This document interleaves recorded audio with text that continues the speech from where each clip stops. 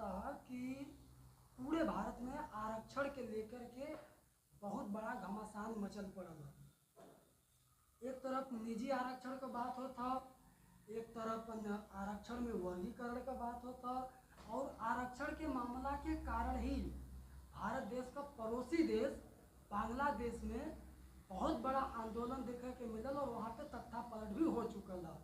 अभी आरक्षण इतना बड़ा आंदोलन का रूप लेता कि आने वाले समय में उम्मीद जतावल जाता कि भारत में भी बांग्लादेश जैसा स्थिति बन सके। तो आरक्षण का का मामला है, का ऊपर सही है, का गलत है, ऊपर आज बात करे बदे हम लोगन के साथ वरिष्ठ पत्रकार भाई अजीत भारती जी मौजूद हम। तो आयु लोगों से जानकारी लेवल जी कि आरक्षण का मामला इतना तेज काहे गरमा था, ऐसे का लाभ है, का हानि है, समाज में का एकर असर पड़ी।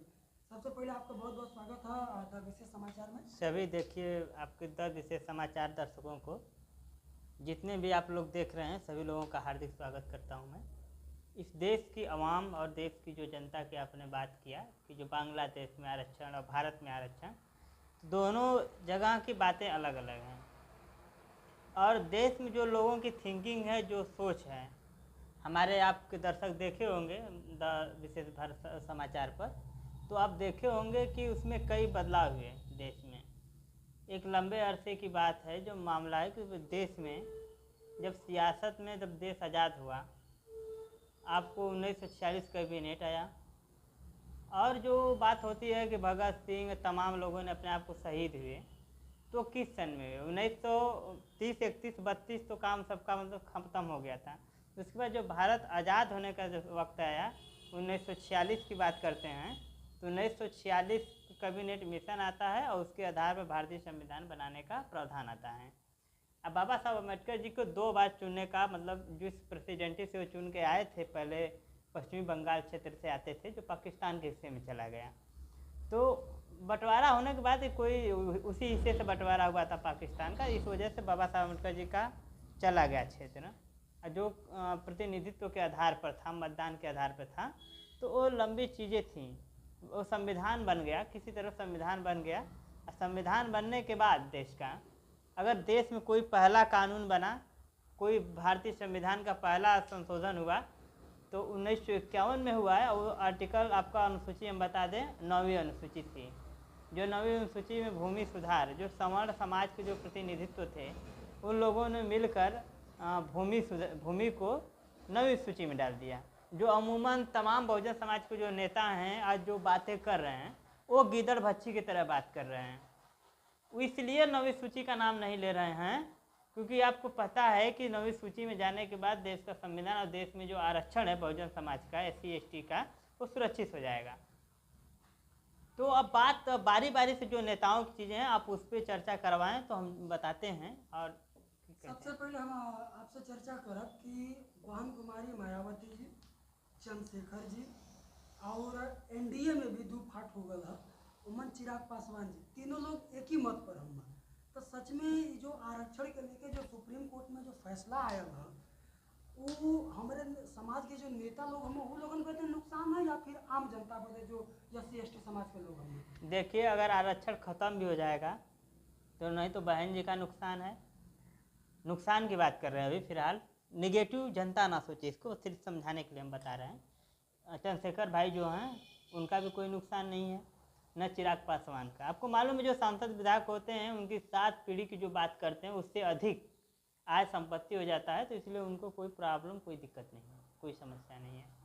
अगर आरक्षण में सुप्रीम कोर्ट का जो फैसला आया वो आधार बतावल जाता, लैसन लोगन के बीच से खबर आवती कि आर्थिक आधार पर एक चीज़ का फैसला आया, जबकि संविधान के माध्यम से ये चीज़ जो विद्वान लोग हमें बतावे ना कि आरक्षण सामाजिक और शैक्षणिक रूप से देवल गया, तो ये कहाँ तक वर्गीकरण का सही है? देखिए, हम क्या बताएं, क्या सवर्ण समाज में मैं एक सवाल करता हूं, जो सवर्ण समाज है, ब्राह्मण समाज है, चाहे आज़ादी हो चाहे आज़ादी के बाद हो, क्या सबके पास 100-200 बीघा ज़मीन है आज भी? और उस वक्त भी था? नहीं था। फिर भी सवर्ण समाज कितना समझदार था कि आपस में बिना लड़े पहला संविधान सुरक्षित करवा लिया अपना ज़मीन। तो फिर बहुजन नेता क्यों आपस में लड़ रहे हैं? ये सोचने की बात है। बहुत जो आप बात किए जितना राम मांझी जी हैं, बहन मायावती जी जो 9वीं सूची की बात की है, चंद्रशेखर आज़ाद जी 9वीं सूची की बात छोड़कर वो कह रहे हैं कि हमारी जाति ही नहीं जाती है, आरक्षण से हम जॉब भी पालना चाहिए, कुछ भी बन जाए, लेकिन मेरी जाति ही नहीं जा रही है। तो या तो आप जाति में बहस करवा लीजिए, या तो देश या राष्ट्र हित में बहस करवा लीजिए। बहन मायावती जी ने कही कि जो 10% लोगों का विकास हुआ है, 5% विकास हुआ है, उसके आधार पर आरक्षण में जो बंटवारा हुआ है, जो आरक्षण में आरक्षण बंटवारा करने की जो सुप्रीम कोर्ट का आदेश है, माननीय कोर्ट का, तो उस आधार पर आप कैसे मान लेंगे, जबकि 9% या 90% या 95% लोग गरीब हैं। इस आधार पर आप कैसे आरक्षण को कम और अधिक कैसे कर सकते हैं? और आरक्षण को आप अधिक भी नहीं कर सकते हैं। जो 10% आरक्षण की बात है, सारे दर्शक देख रहे हैं, सभी लोग देख रहे हैं। आपको मालूम होगा कि विजय साहनी जब 10% आरक्षण आया था, तो देश के संविधान में इस बात का वर्णित नहीं है कि आप किसी को भी 50% के बाद आरक्षण दीजिए। तो फिर इसके बाद भी 10% आरक्षण कहाँ लागू? देखिए, आपकी सरकार है, हम कह रहे हैं आपकी सरकार है, आपकी सब पार्लियामेंट में बहुमत है, तो आप कुछ भी करेंगे, लेकिन संविधान तो नहीं इसका इजाज़त देता है। आप कह रहे हैं कि चंद्रशेखर आज़ाद जी जाति की बात किए, जीताराम मांझी जाति के साइड में जा रहे हैं, तो जिनका हनन हो रहा है वो अपनी अपनी सोच रहा है, देश की बात नहीं सोच रहे हैं। लेकिन सवर्णों के वो तो उदाहरण हम दे रहे हैं, उनसे जाके पूछिए। और उनके जो भाई बंधु हैं कि सवर्ण समाज के लोगों ने सोची कि उनके ज़मीन नहीं होने के बावजूद भी 9वीं सूची को वो लोग मान्यता दे दिए कि उसमें डाल के हमारी ज़मीनों को सुरक्षित किया जाए। सबसे पहले संविधान को पहली बार अभी कांग्रेस की सरकार में पहले प्रधानमंत्री पंडित जवाहरलाल नेहरू जी ने किया, और पहले राष्ट्रपति डॉक्टर राजेंद्र प्रसाद जी ने किया। तो आप किस आधार पर कह रहे हैं? आप में एकजुट नहीं है। अगर दलित नेताओं में फूट डालने की सवर्ण समाज की बहुत बड़ी रणनीति है, ये बड़ी साजिश है। और जो लोग ये सोच रहे हैं कि अभी नौकरी में आरक्षण जा रहा है, नौकरी के बाद उसके बाद राजनीति में आरक्षण जाएगा आपका। आपको बता दें, मैं जिस गांव से आता हूं, उस गांव में यादव प्रधान है और दलित समाज का बीडीसी है, और यादव समाज कहता है कि मैं आपको बीडीसी बनाया हूँ, और वो भी उसको उसके पैनल से चुनाव जीता है। वो ये नहीं कह पाता है कि नहीं, प्रधान को मैं अपने वोट से बनाया हूँ। यही खतरा के तो देख के चिराग पासवान जी भी हल्ला मचौले हमें कि नहीं, राजनीतिक आरक्षण भी खत्म हो जाए। नहीं, राजनीतिक आरक्षण खत्म हो जाएगा, फिर भी उसकी विरासत नहीं जाएगी। बहन जी का आरक्षण खत्म हो जाएगा, फिर भी उनका विरासत नहीं जाने वाला है, नहीं तो चंद्रशेखर भाई का। लेकिन बात हम कहाँ कर रहे हैं? आपसे कह तो रहे हैं, अगर ये आरक्षण जाति में आती है, जाति में ही जाति में आरक्षण है ना, तो दलितों को जो बांटने की बड़ी साजिश है, ये इसी वक्त आया सुप्रीम कोर्ट हाई कोर्ट का। इसलिए मामला आता है, जैसे मान लीजिए कि 2018 में जब आया था सुप्रीम कोर्ट का SC/ST का लेकर मुकदमा के मामलों को लेकर कि जाँच हो, उसके बाद मुकदमा लिखा जाए, एक बड़ा आंदोलन हुआ, उस पर रुक गया।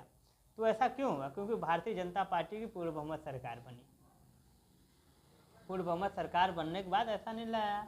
तो आपके लगा था कि यदि पारी भी तो 21 अगस्त के आंदोलन का तैयारी होते, इसे कोनो असर पड़ी है पर? देखिए, जो 2018 का आरक्षण था और इस आरक्षण में बहुत का फर्क है। 2018 में आरक्षण नहीं था, वो SC/ST था। SC/ST का आरक्षण से ही संबंधित था, क्योंकि वहाँ से हक उनका छीना जा रहा था। वो जाति का मामला नहीं था, वो पूरा SC समाज का मामला था, पूरा दलित मामला था। लेकिन आज जो ये मामले आए हैं, ये सिर्फ बंटवारे के मामले। तो इसलिए जो अपने आप को राजनीतिक तौर से अपेक्षित समझ रहे हैं, सामाजिक रूप से अपेक्षित समझ रहे हैं, शैक्षणिक रूप से अपेक्षित समझ रहे हैं, जो कमज़ोर तबका जो समझ रहा है, उसके आधार पर वो लोग साथ नहीं देंगे इस आंदोलन में। उस आंदोलन में सभी लोग साथ दिए थे। तो आधार जो आप बतावा थी, तो एक बांटे का आधार तो सामाजिक और शैक्षणिक होने के चाहिए, आर्थिक कहाँ लगावल जाते हैं? देखिए, आर्थिक क्यों नहीं लगेगा? जब आप जाति जनगणना की मांग करेंगे, जब प्राइवेट सेक्टर में आरक्षण आपको नहीं मिला, तो इंडिया गठबंधन को, जो इंडिया गठबंधन बना है, देश के संविधान के नाम पर राजनीति करते हो, लड़ते हो, कभी कांग्रेस समाजवादी पार्टी करिए कि आप जाति जनगणना करवाइए। हम बता दें, जाति जनगणना करवा लेंगे तो क्या किसी को लठियाएंगे? नहीं, बिल्कुल नहीं। कहें तो आपकी संख्या हो जाएगी 100, हम मान लीजिए कि 2 ही लोग हैं, तो क्या आप हमको लठियाएंगे? मान लीजिए कि बिहार में भास्कर समाज का सबसे कम बिरादरी है, मान के चलिए 700 या 1000, लगभग नियर अबाउट आपको 700 है, तो इसको आप देख लीजिएगा। तो क्या उस बिरादरी का उस अनुपात में आरक्षण बच पाएगा? उसको आरक्षण नहीं देंगे? या क्या उसको फार्म भरने के लिए नहीं कहेंगे? हम कह रहे भारत में 1% से भी कम जैन है तो क्या उनको आरक्षण नहीं देंगे? अच्छा ये ठीक बा, आप ये बताइए आरक्षण देने का सही तरीका क्या है? देखिए, जो संविधान में बाबा साहब अम्बेडकर जी ने जो संविधान का वर्णन किया था, जो उन्होंने बताए थे, जो संविधान में सारी व्यवस्था की गई कि संविधान में जो आरक्षण होगा कभी भी कोई भी सरकार लाए लेकिन 50% से अधिक ना हो। कोई अपना व्यक्तित्व आके पर्सनल अपना व्यक्तित्व रख दे। मान लीजिए कि आपको आरक्षण मिल गया, आप और मैं एक ही कास्ट के हैं, एक ही जाति के हैं, आप 10 नंबर लाए, मैं 20 नंबर लाया, तो एक ही सीट पर हम दोनों लोगों का कैसे चयन हो, ये आप सवाल हम पूछ रहे हैं। नहीं, दो लोगों का तो एक ही सीट पर नहीं हो पाएगा।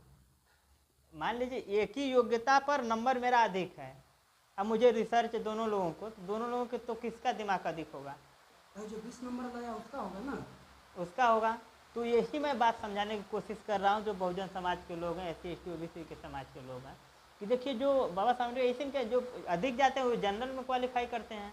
तो ये बातें को लेकर जो बिहार की बात कर लें, थोड़ी सी चर्चा कर लें इसी मुद्दे पर, तो वहाँ पर भी अति पिछड़ा अति दलित बनाया गया है, अति पिछड़ा भी बना गया है, अति दलित भी वहाँ आरक्षण बन गया है। तो बताइए बिहार का कितना विकास हुआ 3 सालों में? नीतीश सरकार ने कितना विकास कर लिया आरक्षण देकर, इस तरह बंटवारा करके? बंटा फाड़ हुआ है, बस सिर्फ बंटा धार हुआ है। यही आरक्षण इसी तरह लाकर फिर से दलित पिछड़ा अल्पसंख्यकों को आपस में लड़ाया जा रहा है। जो लोग जातीय जनगणना की मांग, बिहार में जातीय जनगणना है वो सबसे अधिक यादव है, तो सबको लठियाएँ? नहीं, ये तो सही नहीं है।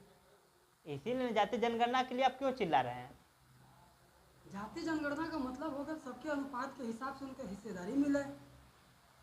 हम कह रहे हैं कि आप अधिक हो जाएंगे, जिसके पास 700 है, मेरी संख्या 1 करोड़ है, तो उसके आधार पर तो उसका आरक्षण तो खत्म। अगर वो आरक्षण के योग्य हो तो आरक्षण मिलबे न करियो फिर। तो आप तो कह रहे हैं कि आरक्षण और जनसंख्या के आधार पर। आरक्षण जनसंख्या के आधार पर नहीं होता है। नहीं, आरक्षण जनसंख्या के आधार पर नहीं है। जब वो जनसंख्या का गिनती हो जी तो वो कितना पिछड़ल हम, कितना वो कमजोर प्रताड़ित हम, वो आधार पर मिली ना। कमजोर वर्ग पे होता है कि आपका कितना डेवलप, कितना विकास, कितने आप कमजोर हैं, इसके आधार पर आरक्षण मिला। बाबा साहब के किसी भी स्टेटमेंट में बता दीजिए कि हमने जाति आधार पर आरक्षण मिला है सबको? नहीं, बिल्कुल जाति जनगणना के आज के जो बहुजन नेता हैं, इनके स्टेटमेंट की वजह से जो भारत में हिंसा के माहौल बन रहे हैं, ये उसके जिम्मेदार समाजवादी है और इंडिया है, और सबसे बड़े उसके नीतीश कुमार जी हैं, जो इन लोगों ने जाति जनगणना की लगातार 5 वर्षों से मांग कर रहे हैं। और जो आधे अधूरे ज्ञान, जो जाटो समाज, जो चमार वर्ग की बात करते हैं लोग, वो लोग हैं जाति उनके साथ सम्मिलित हो गए। तो आपका क्या लगा था कि जाति जनगणना ना होवे के चाहिए? जाति जनगणना की तो बात छोड़िए, जो भारत का लोगों को नहीं मालूम है, जब जनगणना होता है तो उसमें जाति, लिंग, भेद सारे लिखे जाते हैं। तो फिर ही जनगणना 2021 में नहीं पड़ेगा। तो जनता, इन लोगों को चाहिए ना, इसका मुद्दा उठाना चाहिए ना कि 2000 जो क्या है कि आपका 2021 में 22 में जनगणना हो जाना चाहिए। अगर 11 दूना 22, 2022 में जनगणना हो जाना चाहिए। तो 22 में नहीं हुआ, इस मुद्दे को कांग्रेस भी नहीं उठाई, इंडिया गठबंधन वाले समाजवादी भी नहीं उठाई, और जो भारतीय जनता पार्टी में थे वो भी आवाज़ नहीं उठाए। वो तो उनके तो बहाना चाहते रहे। तो लोगों को थिंकिंग चाहिए, लोगों को जो सच्चाई है, जो क्या है, क्या देख रहे होंगे कि जब मीडिया पत्रकारों के साथ मारपीट की जा रही है, बहुजन समाज जैसे दलित समाज के लोग पत्रकारिता समाज मार्केट में जाके नहीं कर पाते हैं। अगर समाजवादी के अगर कोई यादव है, अगर वो गलत भी कर रहा है तो उसका स्टेटमेंट लीजिए, नहीं तो आपसे मार कर जाएगा। अच्छा, पत्रकारों के साथ आपको पता है, जितना अखिलेश यादव की जौनपुर में रैली हुई, जहाँ भी हो वहाँ पत्रकारों की, समाजवादी की रैली में कुटाई हुई, प्रशासनों की कुटाई हुई, किसी से छुपा नहीं है। लेकिन जो गांव घर में हैं, सोशल मीडिया से या समाज से दूर हैं, और जो उनके पैसे से जो मीडिया चल रही है, उनके आधार पर सच नहीं बोलते हैं। अच्छा, एक चीज़ और हम आपसे जानना चाहब कि जो आरक्षण पर जो फैसला आया ना, पर इंडिया गठबंधन पूर्ण रूप से समर्थक दिखाई देते हैं, ये लोग विरोध में नहीं है, मतलब ये सही करत हम कि गलत करत हम? देखिए, वो बिल्कुल मतलब विरोध करेंगे। वो किसका विरोध कर रहे हैं सबको मालूम है। और जो अपेक्षित वर्ग है उनके साथ कौन है? प्रधानी का चुनाव आएगा, मुखिया का चुनाव आएगा तो वो गोंड को लड़ाएंगे, दुसाध को लड़ाएंगे, आपको जो अपेक्षित, जो दलित, जो जाटो चमार वर्ग से विरोधी हो, उसको लड़ाएंगे। अगर वो चुनाव जीतता है तो उनका चमचागिरी करेगा, हुजूरी करेगा, यहाँ तक कि विधायक चमचा हजूरी करते हैं समाजवादी के। अवधेश पासी जीते हैं अयोध्या से, वो बलात्कारी का सपोर्ट कर रहे हैं दलित होकर। अच्छा हाँ, एक सवाल आपसे और करब। आप जिक्र कर रहे हैं अयोध्या में जो कांड भयल है, एके आप कहाँ देखतीन ई सत्ता व्यवस्था में, कहाँ एकर स्थिति पहुँच सके? देखिए हम तो कह रहे हैं दलित हैं, जब पासी दलित का मतलब कमजोर वर्ग से आए तभी आरक्षण मिला उनको, तो उनको नहीं मालूम है जो सताया जाता है बड़े नेताओं द्वारा तो कमजोरा होगा। बीजेपी का लोग कहते हैं कि वो मुसलमान है, बलात्कार कैले। इंडिया गठबंधन के लोग कहते हैं कि मुसलमान है, ये बदे ओकरे साथ जो है कि जबरदस्ती करल जाते। अभी हम अफजाल अंसारी साहब का जो सांसद है गाजीपुर से, उनका एक इंटरव्यू देखली।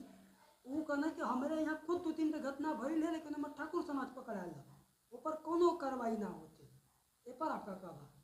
हम कह रहे हैं कि अफजाल अंसारी के कौन सा बलिया में गाजीपुर में से हैं वो, तो गाजीपुर में कौन सा ब्राह्मण उनके खिलाफ बोलेगा? औकात है किसी को बोलने के लिए सांसद जी के खिलाफ? नहीं, ये तो भाई कोई के पास औकात नहीं भाई, समय है औकात? रघुराज प्रताप अपनी पार्टी बनाया हुआ है, उसके खिलाफ वहाँ पर किसी को औकात है कि बोल दे? अगर रेप कोई उसके समाज के किसी और को कर दे तो एक दिन में पुलिस प्रशासन उस पर कार्रवाई कर देगी। तो ये क्यों, ये राजनीति करने के लिए बोल रहे हैं या उनको इंसाफ दिलाएंगे? जब उस क्षेत्र के वो सांसद हैं, हमको मालूम है, आप पत्रकार हैं, कमजोर टूटे हैं, मैं भी टूटा मुआ जो भी हूँ। अगर मुझको मालूम चलेगा कहीं रेप बलात्कार हुआ तो कौन मुझे रोक लेगा? आपको कौन रोक लेगा? हमें तो कोई नहीं रोकेगा। आप निकालेंगे, बताएंगे ना। तो जनता को अगर वो ये सब चीज़ें, जब एक घटना इस बात का इंतजार कर रहे थे कि कहीं देश में किसी जिले में रेप बलात्कार हो तो हम अपने जिला का मुद्दा उठाएंगे। यही बतिया तो बीजेपी वालों पर भी लागू हुआ था ना। हाँ, तो बीजेपी, हम क्या कर रहे हैं, अगर इस मामले बीजेपी के पास गई है, अगर भारतीय जनता पार्टी के पास जाती है, तो ये देखिए इस मामले में हम कुछ नहीं कहेंगे, क्योंकि ज़्यादातर मामलों में राजनीति हो रहा है। ये तो बात सही है। तो इसलिए हम उस पर ज़्यादा बात नहीं कर पाएंगे। अच्छा, एक चीज़ हम आपसे पूछा, आरक्षण का मामला इतना तेजी से चला था, हर कोई आरक्षण पर बात कर रहा था। अभी हाल ही में मिल्कीपुर जो अयोध्या का जो सीट है, वहाँ भी उपचुनाव हुआ था और चंद्रशेखर जी वहाँ अपन रैली भी करे गए, लेकिन पीड़ित परिवार से मिले ना गल। एक पर आपका कहा? नहीं, देखिए हम ये नहीं कहेंगे कि चंद्रशेखर भाई किसी पीड़ित परिवार से मिलने गए या नहीं गए। हर चीज़ों पर मैंने क्या कहा, मैं समाजवादी को, हम लोग नहीं हैं समाजवादी लोग। कभी बाबा साहब डॉक्टर भीमराव अम्बेडकर साथ नहीं दिए। अनुग्रह नारायण थे, जयप्रकाश नारायण हो, महात्मा गांधी जी हो, डॉक्टर राजेंद्र प्रसाद जी हो, पंडित जवाहरलाल नेहरू जी हो, कोई बताइए बाबा साहब अम्बेडकर जी का साथ दिया? तो समाजवादी लोग बाबा साहब का साथ नहीं देना, तो संघवादी जो है बीजेपी वाले, ये कहाँ साथ देते हैं? देखिए, जो बीजेपी साथ नहीं दे रही है, तो बीजेपी तो शुरू से आपसे विरोध में थी। अरे हमारे विरोध में है बीजेपी, समाज के विरोध में है। एक चीज़ और सवाल उठा था समाज में कि सपा के कांग्रेस अपनी तरफ खींचे थे और बसपा के भाजपा खींचे थे। तो अब एक ही आप कौन नज़र से देखो? आपको कहाँ से सूत्रों से खबर आई है कि नहीं भाजपा बहुजन समाज पार्टी को भाजपा? कई मामला में ये चीज़ देखे के मिला था कि जो बीएसपी है कई जगह पे वो चीज़ के समर्थित करे थे। अभी हाल ही में जो अयोध्या वाला कांड बन, वहाँ भी जांच पड़ताल कुछ अभी भया नहीं है। जांच पड़ताल होना जरूरी है, कहते कि क्यों पे अपराध अगर लग गया तो ओकर जांच पड़ताल हो जरूरी है ना। लेकिन जो बहन जी हैं वो सपा से ही सवाल कैले हैं कि डीएनए टेस्ट आपके समय में जितना अपराध बल ओकर कैठे भैया, तो ये चीज़ तो साफ झलकत है कि आप सपा के खिलाफ हैं।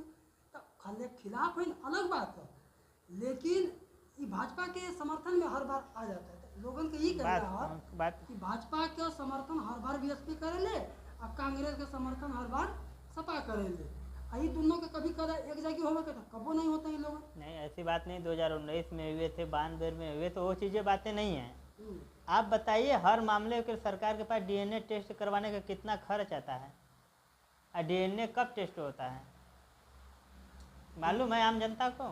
नहीं मालूम, तो उतना नहीं है। आसान नहीं होता है डीएनए टेस्ट। जब अपराधी, आप मालूम है कि कोई भी मुकदमा लिखा जाता है तो जांच होता है। ठीक है, जांच होला, ये बात सबके पता है। तो जांच तो होगा कि चाहिए, ओके डायरेक्ट उठा के बंद करल करना, ये कहाँ तक सही है? डायरेक्ट बंद नहीं किया गया है। काहे नहीं? रेप मामले में, रेप बलात्कार के मामले में जब मुकदमा लिखा जाता है तो प्राथमिकी हॉस्पिटल से ही आपको 2-3 घंटे में रिपोर्ट मिल जाती है। उसके बाद नहीं मिलती है तो पुलिस प्रशासन जो क्षेत्रीय जो लोग होते हैं उनसे खुफिया एजेंसी, खुफिया जो होती है प्रशासन की, अपनी पुलिस की जो हमारे ज़िले में प्रशासन है, वो पता करती है कि कौन व्यक्ति किस प्रकार का है, उसका संबंध रहा कि नहीं रहा। अब अगर वो रेप में पाया जाया होता तब से उसे गोली मार दिया गया होता। मैं कहने का मतलब कि जो रेप अगर उस तरह प्रकार होता, अगर जांच की प्रक्रिया से नहीं गुजरना होता पुलिस को ना, तो अब से उसको मार दिया गया होता। यही वजह है कि पुलिस प्रशासन ने उसे रखा है, और जो कानूनी कार्रवाई होगी, जांच होगा, वो सजा होगा। इसका अर्थ ये नहीं होता कि आप डीएनए टेस्ट कितने को करवाएंगे आप? नहीं, ये भी बात सही है कि डीएनए टेस्ट कितना लोगों को हुई। समाजवादी पार्टी में लड़कियों को उठाकर वैन से उठा लिया जाता था और रेप करके फेंक दिया जाता था। समाजवादी पार्टी वो थी। योगी आदित्यनाथ जी की सरकार में ऐसा कुछ हुआ है तो बताइए। घटना तो बहुत होनी, कुछ तो घटना ऐसा जो सामने नहीं आई, नहीं कुछ घटना सामने